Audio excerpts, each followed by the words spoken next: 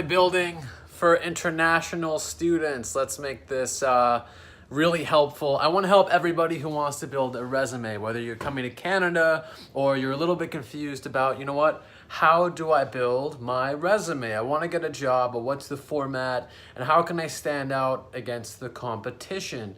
Now, obviously coming to Canada, you're going to need working status. I'm assuming you're going to take care of all of that. You're going to make sure that you're fitting in within your guidelines for how many hours you're supposed to work.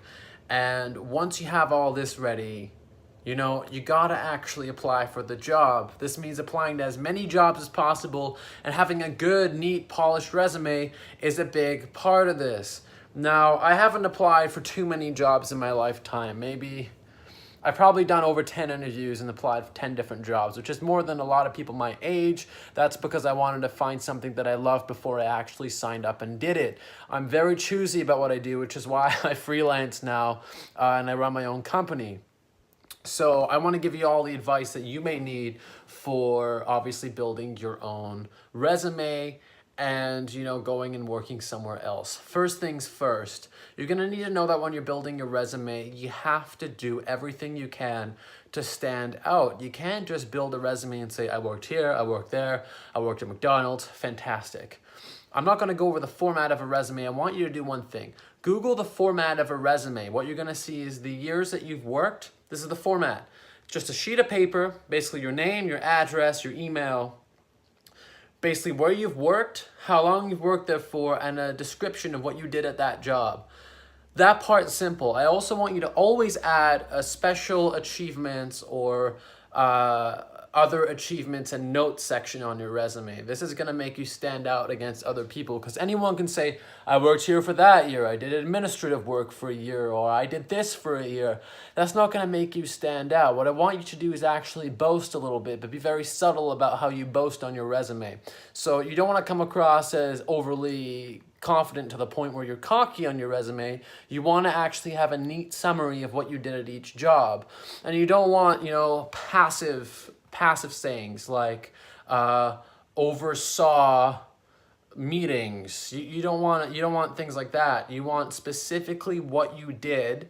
You want how you did it and how it affected and boosted that company, made it better. So for each section on your resume, you're gonna have where you worked, the dates that you've worked from, and you're gonna have the direct effect, the correlation between you working there and the success that you generated and brought to that job or that place. And you wanna avoid all passive statements. If you don't know what that is, look it up.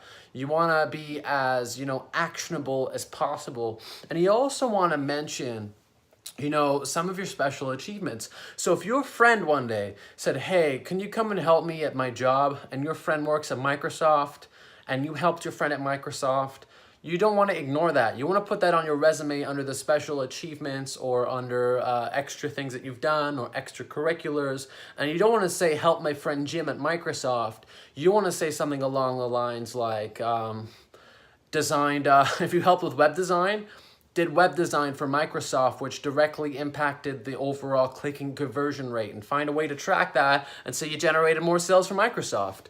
Something like that is going to get your resume saved over thousands of applicants. And you may not have something like working for Microsoft, but I'm sure if you dig deep enough, you may have helped your uncle at a big company for one day. You may have spoken to the president for 10 minutes and put it in your school project, or maybe a local politician.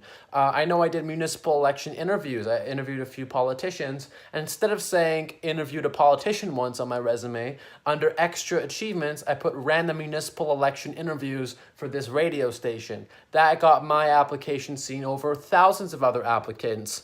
So there are so many different ways to do that, but what you want to do is obviously have a clear and concise summary.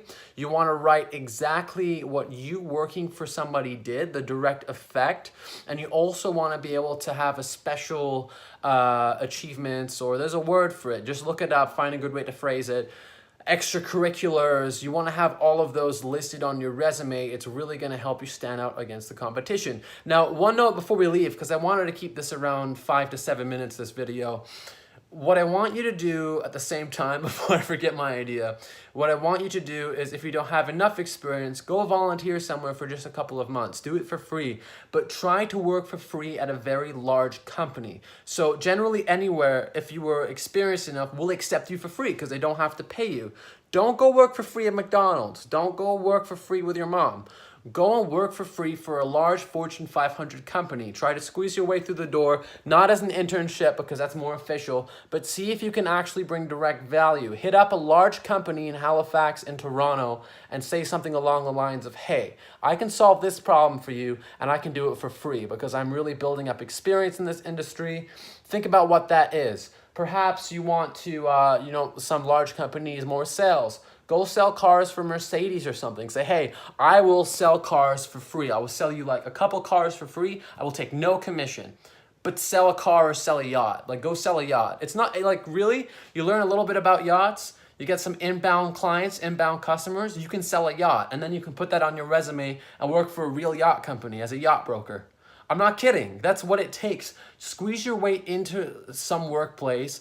Get in through the door, and once you do, take that experience and boast it on your resume. That's the best way to keep ladder climbing if you're working 9-to-5 jobs. It's all about ladder climbing.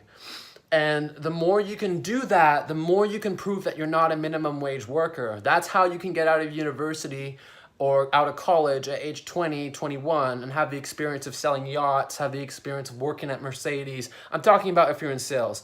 If you're in engineering, be an assistant. Go and help somebody engineering. Demonstrate a few skills, learn them in your free time, and then go work for a large engineering firm.